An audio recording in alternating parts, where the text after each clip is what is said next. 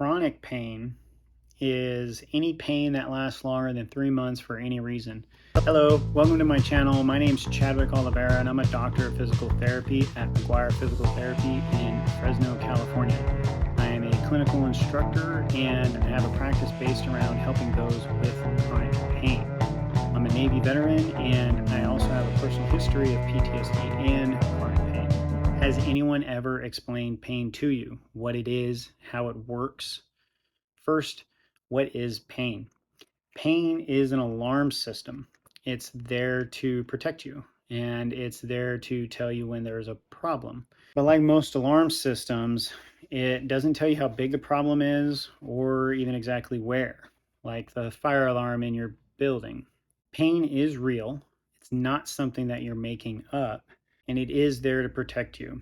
We all experience pain at some point, and it comes in a variety of forms, whether it be physical, psychological, or emotional, to name a few. Being pain-free is not a mind over matter type situation. You can't turn it on and off like a light switch. There's a process that goes on in order for you to experience pain. How does it work? The nervous system has two divisions. You have the central division, which is the spinal cord and the brain, and then you have the peripheral division, which is all the nerves that extend out into the body. The nerves that extend out into the body relay information about the body and the environment back up to the brain for analysis. The brain then takes that information and makes a decision and then responds accordingly. The brain's number one priority is your safety or your comfort. For example, the weather. The brain likes to be at 98.6 degrees Fahrenheit. And when we go outside, the body sends signals up to the brain about the temperature. The body doesn't tell the brain that it's cold, it just sends the temperature. The brain decides if that temperature is hot or cold. And if it's cold, your brain may choose to shiver, add layers, or move to a warmer place. If it's hot, you'll sweat, you'll take layers off, or you'll go to a cooler place. So what happens with pain? The body will send danger signals up to the brain. If the brain perceives those danger signals to mean that there's a threat, then it will activate pain. This can happen for a variety of reasons. You may bump into something, or you may have some issues going on within your body. If the brain perceives a threat, it will sound the alarm system and you'll experience pain. Not all danger signals in the body mean that there's harm. For example, when the bladder is full, the bladder can only send full signals up to the brain. If we ignore those signals for too long, we know what'll happen. And we've even been conditioned from a young age to not wet your pants. You will feel embarrassed if you wet your pants in public. So your brain will use pain to motivate you to go use the restroom. Another example is when your stomach hurts because you haven't eaten in a while. These are hunger pains. Your stomach can only tell the brain that it's getting empty.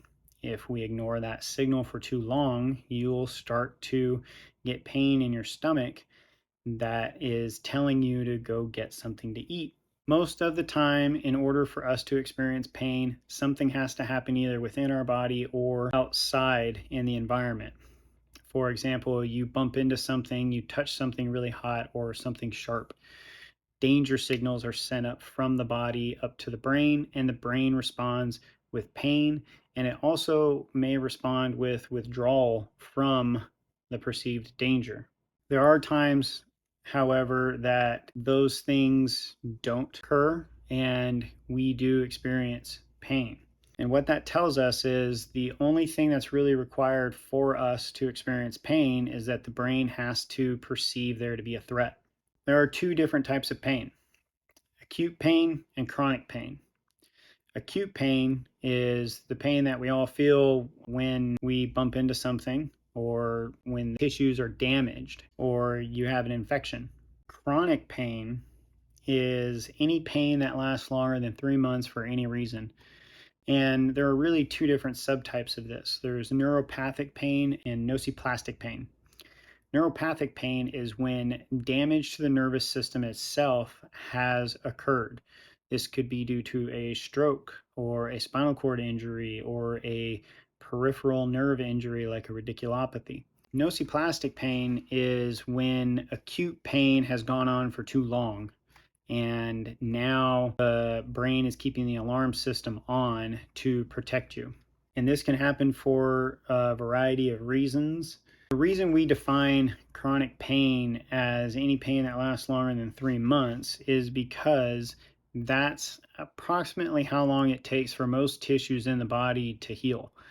Some take a little bit longer, but the majority happen in about 3 months. And most of the time, pain goes away on its own as those tissues heal and you get back to doing your normal activities. However, in approximately 20% of US adults, there is pain that's being experienced as chronic pain. And about 30% of that group are experiencing pain for no specific, obvious, or recent injury. So, what is there to do if you are experiencing chronic pain? Actually, there's a lot that you can do. First, practicing better self-care. Getting sleep, eating well, exercising are all great things to help you with reducing pain. The second is educate yourself. Anytime we get educated about a subject, that reduces stress, confusion, and fear about that particular problem.